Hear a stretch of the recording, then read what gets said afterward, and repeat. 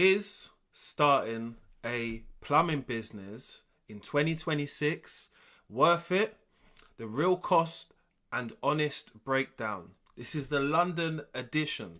So make sure you subscribe, like and share. My name is Mr. London Plumber. I will be breaking this down with my own personal experience added on top. So make sure you subscribe. Right. So I've been a plumber for over 20 years, which I keep telling you, it's my slogan thing to say. But I've been seeing loads of people thinking about jumping into the trade, which I'm all up for. We need younger people to get into the trade, right? But they're thinking it's getting into the trade is a quick route to the money and freedom.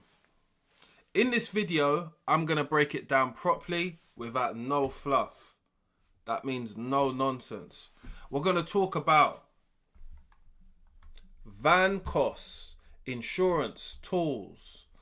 We'll also be talking about starting up the business itself, which that's what we're going to be doing. How much you need to be earning and breaking all of that down with the figures so you can make up your own mind if it's affordable to even live in London. Because I've based it around all of this information because I obviously do live in London, and it's going to be about doing work around the Islington area and 15 miles radius around that area. Because when you're starting a business, especially a plumbing business, you're not going to go too far because it's just going to cost you and it's not going to be productive at all. So let's get into it, and I hope you guys have got a cup of tea because it's going to take a little minute for me to explain the points to you, but we're going to break them down in real time. So to start a plumbing business in 2026, this is the real breakdown. You're going to start off with, I'd imagine you've got your qualifications already. So we're not talking about starting a business and going to college. I've done videos on that already. I'll try and link some of them in the description box below. But this is starting your business, right? So first of all, we need to get a van, yeah? So buying a van is not going to be cheap at all. So what we're looking at when we're buying a van is like a Ford, Renault, Traffic, and those types of vans are going to go for around 8,000 to 14,000. For a good working average one, we're looking at about 11 grand, right? So that's the first ka-ching, what's come out of the pocket. Ka-ching. And we're going to look on how it's going to cost you for like the year, right? So your yearly expense on your van is going to be like your signage on the side of the van, because we've got a van now. It can't just be plain, can it? We need to put our sign on it. That's going to cost you roughly around £200 to £600, depending obviously where you get the signage from and what type of sign you get. Most of us like to stand out, so we like to do something extravaganza. The outside looks lovely, but what about the inside of the van? The inside of the van needs storage and shelving, right? So that, unless you're going to build it yourself, unless you're a magic carpenter, which I didn't know about, and you have the skills, that's going to cost you around £300 to £1,000 to get that racking sorted out, yeah? So your insurance is going to be around, I didn't gauge it around a certain age, but this matters with your age. If you're younger, your insurance is going to be a lot higher, and that's going to change that's going to change everything what I'm saying right now. So anyway, let's say your insurance is going to be around £300.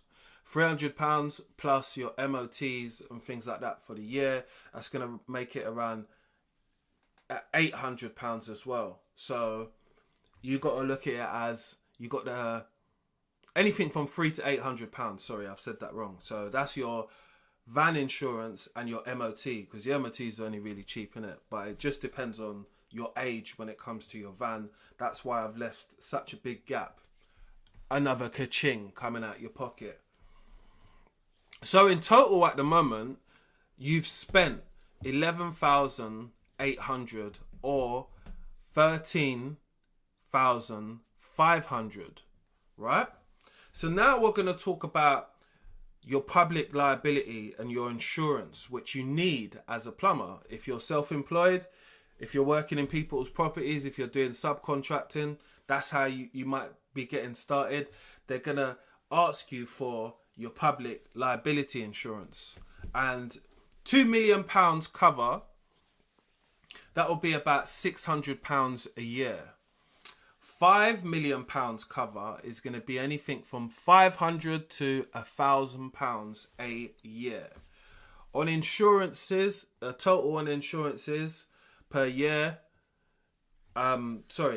tool insurance, yeah, which is optional, obviously, that's going to be roughly around £100 to £300 a year. And we all know what it's like having a van. You've got your sign posted, you've got your racks done, you've spent this 11 grand. Why would you not get the insurance now? So you're going all the way in. So insurance can be from anything from £100 to £300 on your van insurance, right? So on your tools insurance, sorry. So next we have our van insurance. Right.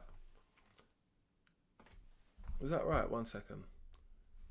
Just going over my notes.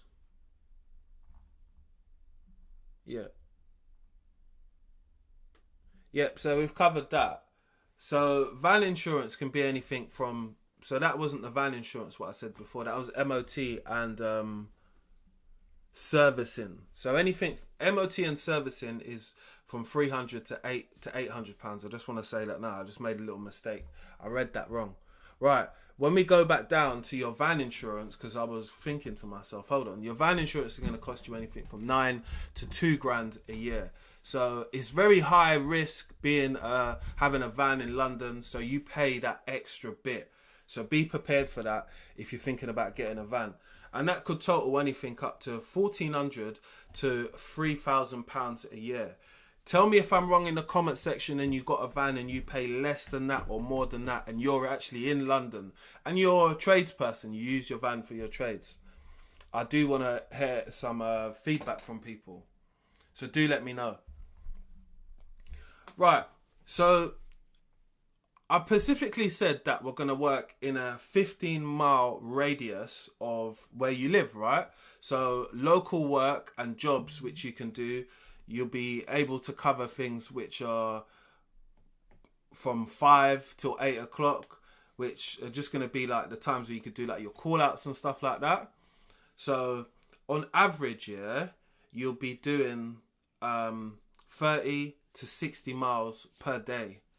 That's on average. And we've given you a 15-mile radius to where you live. So fuel per week, you'll be spending roughly 120 to 180. I think that's a bit high per week. I think that is a bit high. A monthly, it says around 500. I don't know. Maybe that's on the consumption of the type of vehicles what we went for. I'm not really sure, but maybe people could tell me difference who have those vans if the MPGs are actually better than that, because I would expect them to be. But again, we're not going. Maybe they are. I'm not really sure. I don't have that van, so I can't really say. So yearly, the fuel what you'll be spending is about £6,000 to £9,000 a year, depending on heavy usage. So it depends how far you travel and stuff like that. Right. Let's get into your tools and equipment, because getting yourself set up with things is the cost an arm and a leg. Right, hand tools and stuff like that, yeah, spanners, cutters and things like that. Anything from £300 to £800, depending on what brand you bought, because some people make things go sky high and they do the same things. But anyway, power tools. When we're looking at drills, multi-tools, cutters and stuff like that. Maybe if you get yourself a set from like Milwaukee, DeWatt or Makita or something like that. It can range from 500 for a cheapy to like 2 to maybe 3 grand really. I suppose. Your PPE, which is obviously your protective clothing, which you're going to be wearing and stuff like that. That's going to be anything from the ballpark of £100 to £300. So fittings and material like stock and stuff like that, because we need pipe to do stuff. We're looking at around £500 to £1,500. Hope you guys are enjoying the breakdown. I know it's a lot of numbers, but you got to start adding these things up and saying to yourself, is it worth it? But we haven't even got to the point where I think, is it worth it or not? Because we're still adding up money. So you've got to a total of your tool setup is going to be around £1,500 to £4,500. Yeah? So that's just giving you a rough estimate. And I already wanted to do this because I wanted to base it around people that live in London, right? Like myself. So living in somewhere like Islington, a 1-bedroom flat, 1,600 per month up to 3,200 per month. Bills are gonna cost you your own bills. This would be like your outgoings and stuff like that. 250 to 400 a month. Food's gonna cost you about 250 to 400. You're definitely not shopping at M&S. Transport is going to cost you, this is when you go out personally yourself, £100 to £200. I don't know where you're going on that. So living cost is going to cost you around anything from 2,200 to 3,300 a month. So minimum what you need to be taking home, yeah, is 3,500. So comfortably growing your business, you need to be making in the ballpark of 4,500 to 6,000 take home every month. And the call out charge, which you would be doing for around that area for 2026, we've got as 80 to 150. And that's your call out fee. Your hourly rate would be anything from £60 to £100. It's very low. But your half a day would be 250 to 400, and your full day would only be from 400 to 7.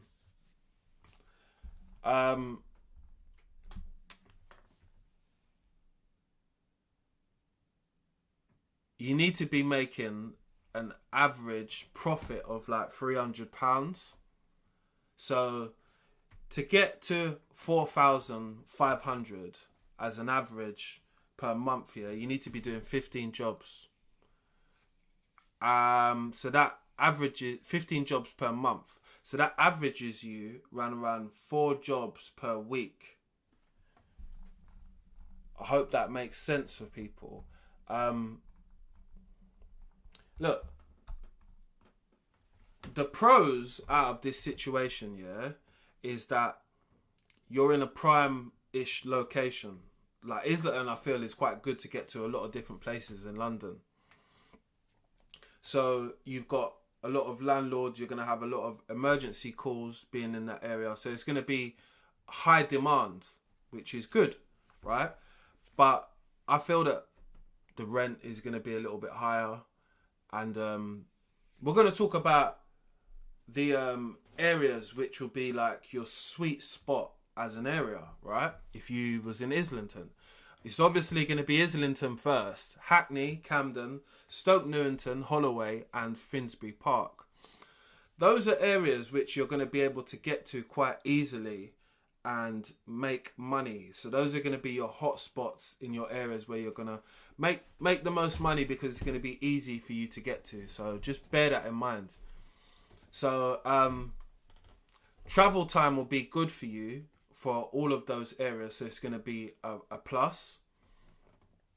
Prices are going to vary in those areas, but I think people will be willing to pay those hourly rates. I don't feel that those are out of those are too high or sky high for London prices. I feel those are quite fair if someone said them to me.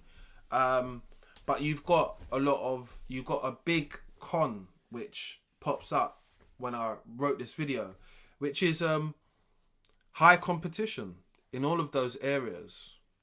So if we now break down all our total cost, which is £11,000 for the van, an average on tools of 2,500, you've spent £1,000 on the van, we are roughly around 14,500 or 16,500.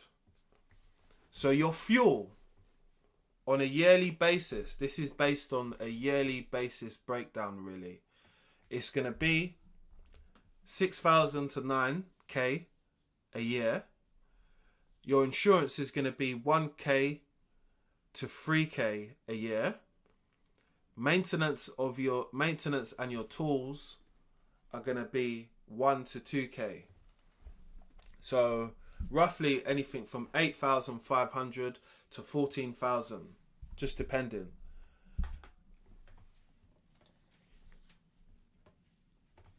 So to simplify a lot of it, starting up a business, you need to understand all of these breakdowns for you to understand if it's even profitable for yourself, innit? So saying to yourself that in general you need to be making 4 to 6k a month is a stretch. It's difficult to do. I'm not saying it's impossible to do, but someone's going to do it. Someone's going to start up a business. They're going to find themselves those amount of jobs what they need to run themselves over. And at some points, we run businesses at just that breaking even. So it might even be just below that. And you find that those people have to cut back on a lot of other normal necessities or luxuries which other people have in life. Maybe they're shopping at Tesco's. I'm not really sure. But I do feel that with a good breakdown and some strategical plans, you can make something work. I'm not trying to say that you will see the profit what you want to see within the first year. Most businesses don't. Most businesses don't even survive the first year. But with something what's got a high demand and a lot of competition, you've got a lot of unstable thoughts going on in your head. I feel that the worries of just being able to pay the bills and get everything done could stress you out. You have to be a person who can bring things together, manage the situation, but also account for the foreseeable what might be losses. So if someone was going to go for this, I would say to them, have a certain amount of savings, have 20 grand, 30 grand savings if you're going to do something like this, because it's a lot to commit, and seeing that money come back as quick as you would like it to doesn't always happen. So you get frustrated.